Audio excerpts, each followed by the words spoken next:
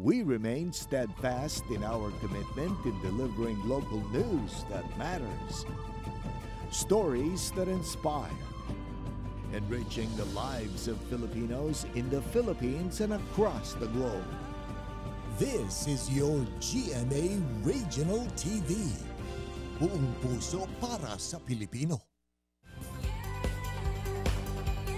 Ito ang Mornings with GMA Regional TV.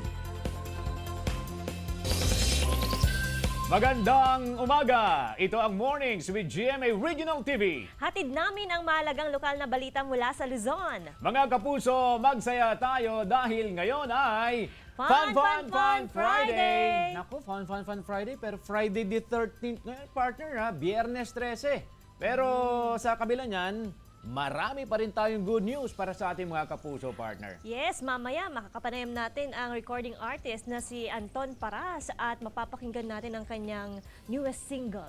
At mamaya, partner, it's Samji Friday ngayon. Dahil meron tayong guest host mamaya. Si kapusong Claire Lacanilaw na abala na ngayon sa pagluluto ng Samji for us, partner. Abangan mo yan. Ang sarap nun. Narito na ang mga unang balita. Mga kapuso, nabigyan ng financial assistance o ayuda ang mahigit 200 tricycle driver at mangingisda sa Dagupan City. Naipamahagi ito sa pamamagitan ng DSWD. Benepisyaryo ang mga naapektuhan ang kabuhayan dahil sa baha at mataas na presyo ng langis. Ilan kasi sa mga tricycle driver ang hindi nakapasada noong may baha. Ilan naman sa mga mangingisda ang nabawasan ng kita dahil sa pag-apaw ng palaisdaan dahil sa kalamidad. Malaking bagay naman ang natanggap na ayuda ng mga benepisyaryo. Asahan daw ang pagbaba ng singil sa kuryente ng Dagupan Electric Corporation o DECORP ngayong Oktubre. Bunsod ito ng 57 centavos per kilowatt hour na bawas singil sa generation charge. Blended generation o galing din sa iba't ibang kumpanya ng langis ang supplier ng DECORP mula sa geothermal, solar, coal at iba pang power source. Sa kabila ng pagbaba ng presyo ng generation charge, importante pa ring magtipid sa konsumo ng kuryente ngayong bare months, lalo na sa mga gumagamit ng pailaw. Halos 30 poste ng kuryente ng DECORP tatamaan sa pagpapataas ng Arellano Street sa Dagupan City. Narito ang report. Halos hindi na nagkakalayo ang distansya ng pinataasang drainage system sa mga kable sa Arellano Street, Dagupan City. Ilang negosyante ang nangangamba rito. Delikado po siya kasi siyempre ito sa roof natin ay baka sumagi. Aminado ang Dagupan Electric Corporation o DECORP na ilan sa mga kable ang kanilang pagmamay-ari. Sa katunayan, halos 30 poste ng kuryente sa Arellano Street ang tinamaan o tatamaan ng road elevation project. Kaya puspusan ng pagpapatayo ng bagong konkretong poste. May mga challenging situation kami kasi may mga buildings na dyan na existing na kung i-atras mo yung poste, yung aming wire tatama doon sa kanilang building. Kaya ang ginawa namin, naglagay kami ng mas mahabang cross arm na tinatawag namin.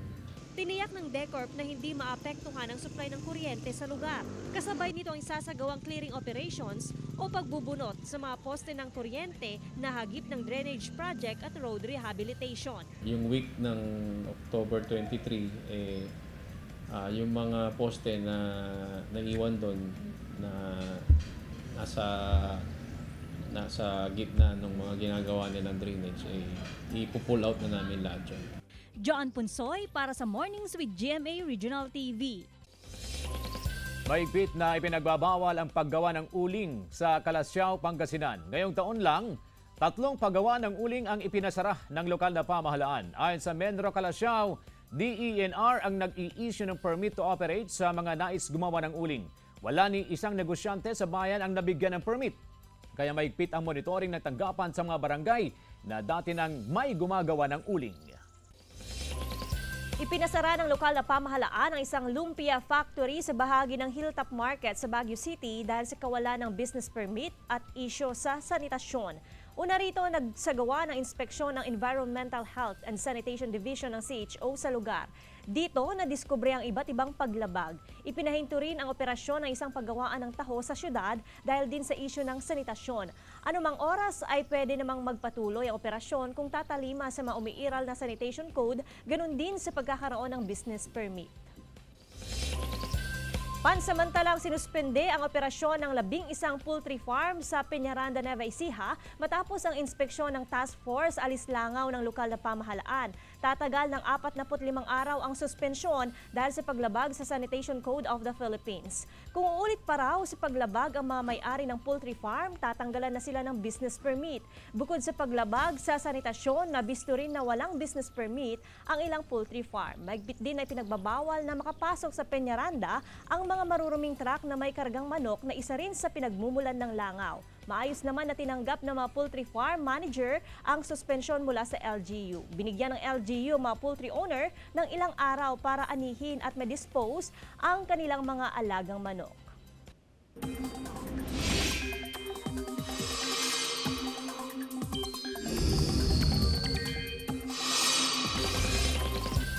Mga kapuso, habagat season tapos na ayon sa Pag-asa. Tutukan sa report.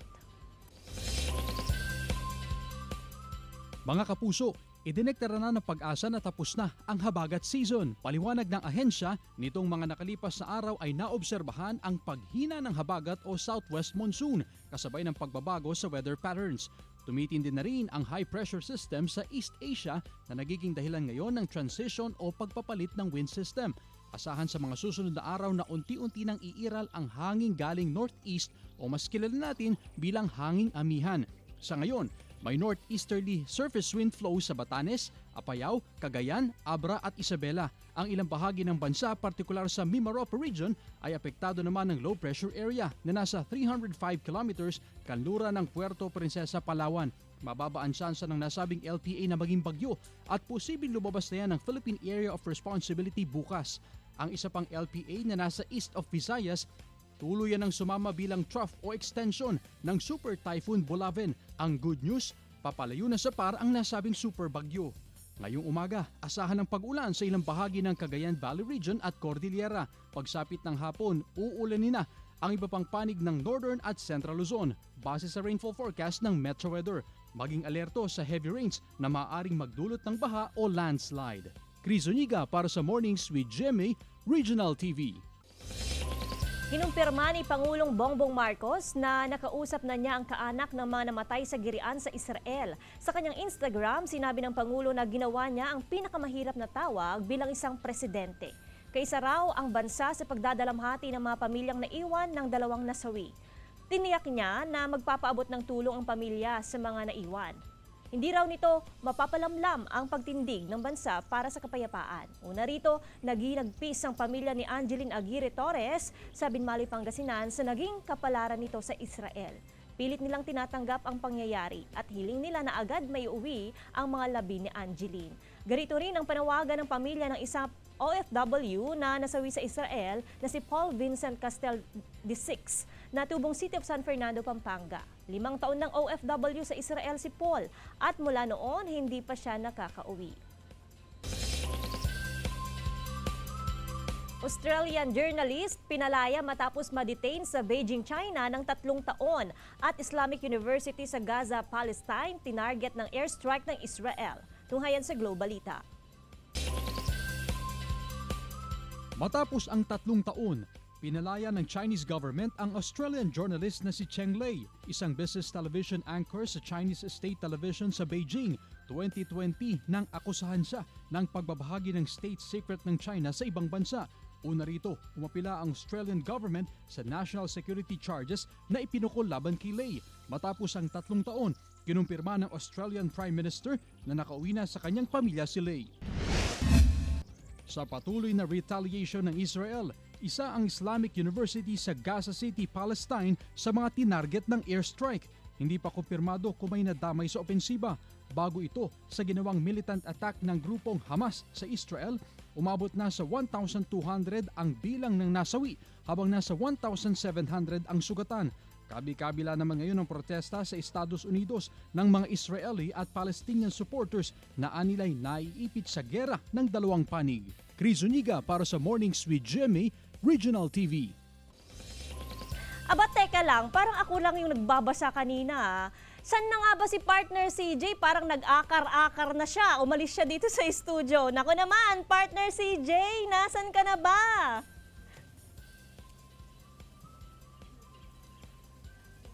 Partner! Ano Pasensya na? na hindi na ako nakapagpaalam sa'yo. Hindi ko na talaga matiis eh. Kaya sasamahan ko si Kapusong Claire dito para magluto ng samji para sa'yo. Good morning, Claire. Anyo nga sa'yo, partner. And good morning, mga kapuso, and welcome to Mornings with GMA Regional TV.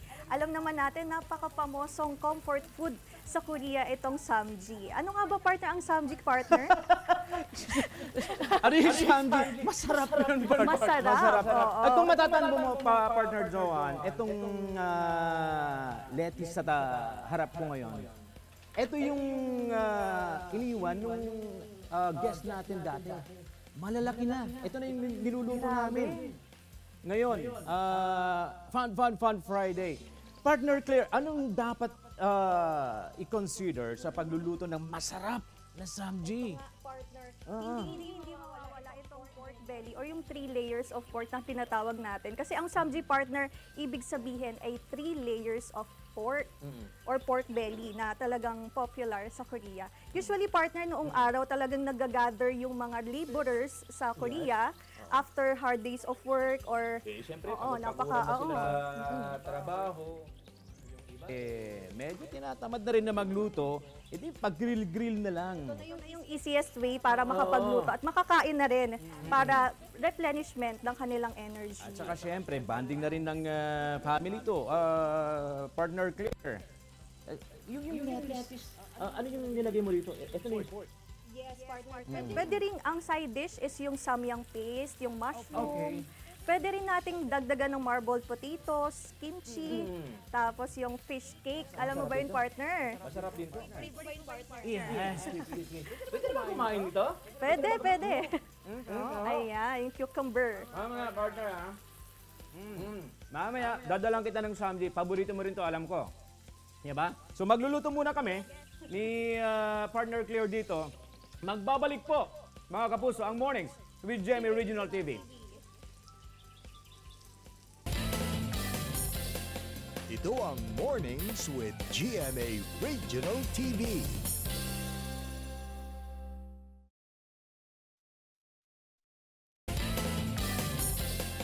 Ito ang Mornings with GMA Regional TV.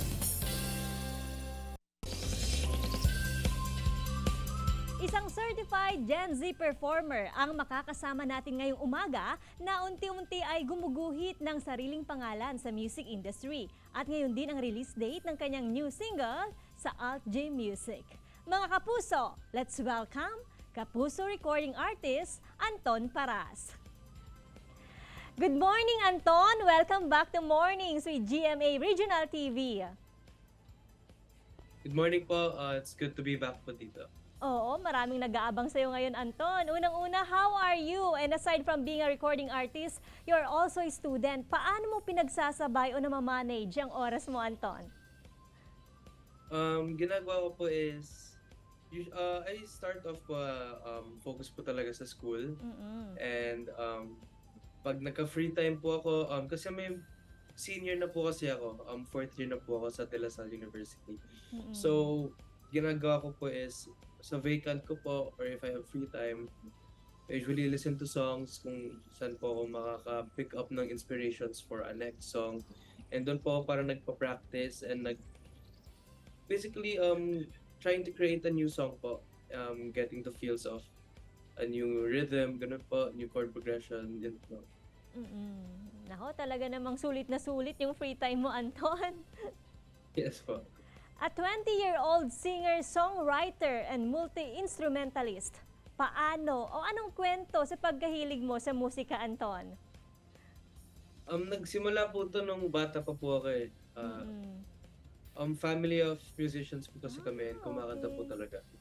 So, ever since bata pa po kami magpipinsan and magkakapatid, lagi po kaming pinapasali po sa mga music lessons, instruments, singing.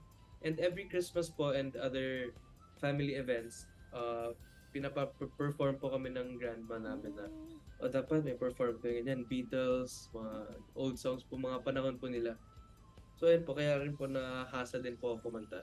And Anton, today is the launching of your third self-penned single under Alt J Records entitled Can't Wait. Tungkol saan naman ang kantang ito, Anton? May hugot ba dito? Itong song po na to is not just for a relationship po. Pwede po siya pang family members, loved ones, and syempre for relationships po. This song po kasi is about long distance relationships.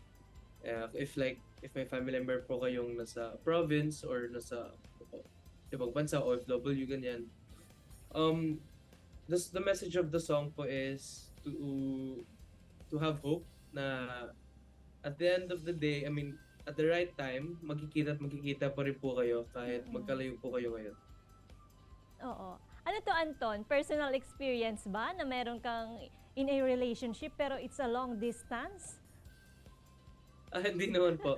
Gusto ko lang po makagawa ng song na alam ko po kasi na marami pong nakakaranas po ng ganyan. And I just want to create a song po na to give them hope and kapit lang po na there will be better days po at magsasama po sila. I'm sure, Anton, marami talaga ang gustong marinig na itong kanta mo and maraming makaka-relate, especially binanggit mo nga na long-distance relationship, may it be on love or on family. Ito na nga yung pinaka-hinihintay namin, Anton. Pwede mo ba kaming haranahin ng iyong kantang Can't Wait? Sige po. I can't wait to see the sunrise by your side.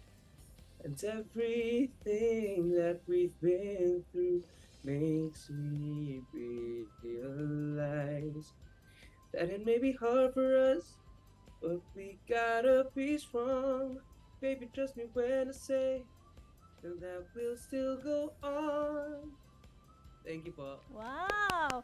Anton, very inspiring naman kahit yung konting piece lang na yung kanta. For sure, sa labas pa lang, maabangan na namin kinakanta yan ng marami. Yes. Anton, saan ba pwede ikaw na ma-follow or mapakinggan itong yung mga kanta? Yes po, you can follow me po on my Instagram at Anton Paras. And sa Facebook naman po, Anton Paras Music. And on YouTube naman po, Anton Paras. And of course, streams my latest single, Can't Wait. Available po siya sa Spotify, Apple Music, YouTube Music, and all other streaming platforms. Maraming salamat po. Maraming salamat, Anton. Can't wait na sana mabisita mo rin ang regional. Maraming salamat, Anton, at ingat ka palagi. Kayo din po. Thank you po. Okay, nagbabalik tayo, partners sa Samji Friday, kasama si Claire Lacanilaw. Ayan, partner, pawis na ako.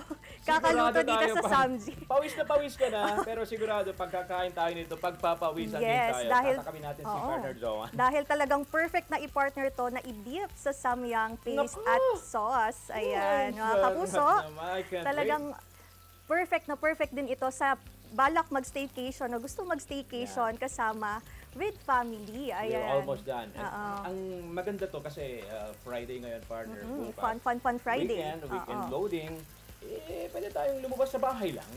Lumabas sa bahay. Sa bahay lang. Sa tapat ng pinto na. Sa terrace. Sa terrace. Magluto-luto ng samgyup. Yan. Talagang mapapasalamat ka dito. Gustong-gusto ko, partner, yung pagka-crunchy nung samji. Talagang malalasap mo yung crunchiness ng samji. Initingnan ko pala, ginaamoy ko pala, talagang natatakam. Hindi pa naman ako nag-breakfast, partner. Ay, ako rin! Para dito sa samji. Partner Joanne, dadalahan kita mamaya ng samji. Alam ko, takam ka na rin ito. Pakita ko sa'yo yung kuwan namin. Ayan o. Grabe. Yan sa mga partner, diet conscious. Hintayin mo ako dyan ha. Dadalahan kita ng samji. Nako, partner CJ, siguraduhin mo may dadalhin kang samji dito Baka naman mamaya ubos na yan. Simot sarap na yung ginagawa nyo ni Claire. Pero bago yan, partner, narito muna ang mga showbiz balita. Cast ng Captain Kitten, taus-puso ang pasasalamat sa mataas na TV ratings. Tunghayan sa report.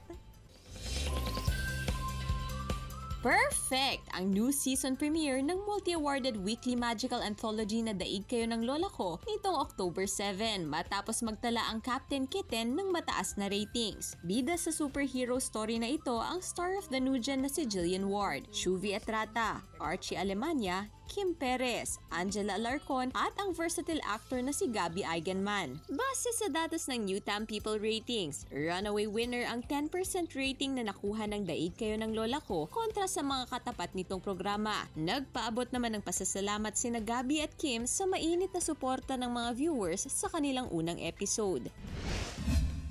Nauwi sa gulo ang Miss Gay Alemania sa Maging Sino Ka Man, kung saan isa sa mga contestants si Dino na ginagampanan ni Barbie Forteza. Ito'y matapos magkita-kita sila Carding, Alex at mga tauhan ni Boss Frank. Naiisa ang pangunahing pakay, sina Carding at Monique. Saan hahantong ang kaguluhang ito? Mabubunyag na kaya ang tunay na pagkatao ni Dino matapos sumali sa Miss Gay? Abangan ang mga kapanapanabig na eksena sa Maging Sino Ka Man, 8 p.m. pagkatapos ng 24 oras. Gab De Luna para sa Mornings with GMA Regional TV.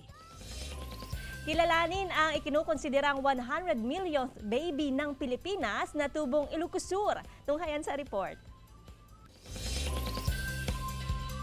Base sa datos ng Philippine Statistics Authority o PSA, higit 109 million na ang total population ng Pilipinas as of May 1, 2020. Pero alam nyo ba na nagkaroon ng tinatawag na 100 millionth symbolic babies sa Pilipinas nang umabot na ang ating bilang o populasyon sa 100 million? Nangyari yan sa mga sanggol na ipinanganak noong July 27, 2014. Isa na riyan si Zairus Jake Talapian, 9 na taong gulang mula Bantay, Ilocos Sur.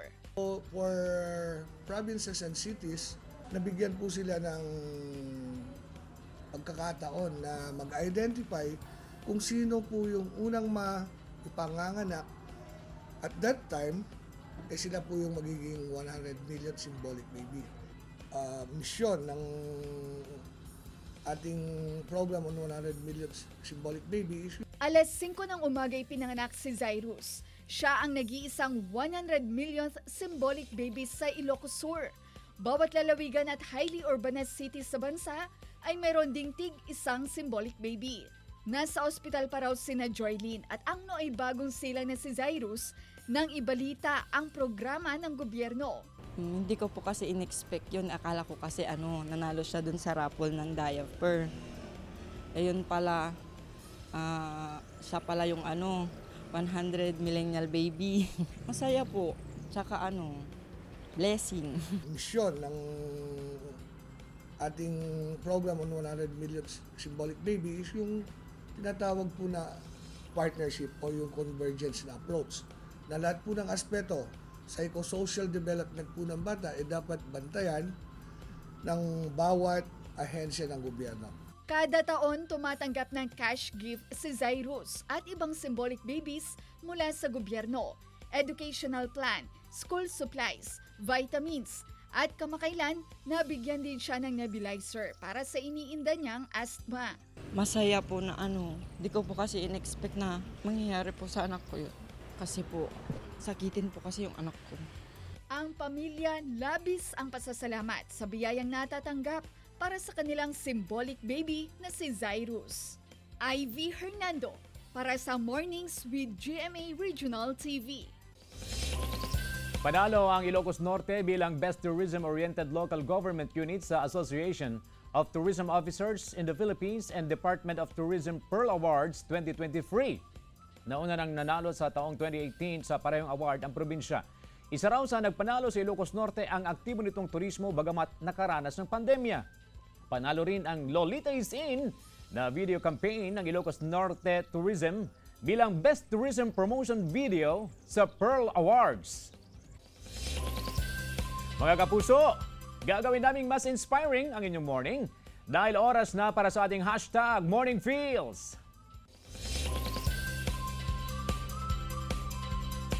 Family is not an important thing.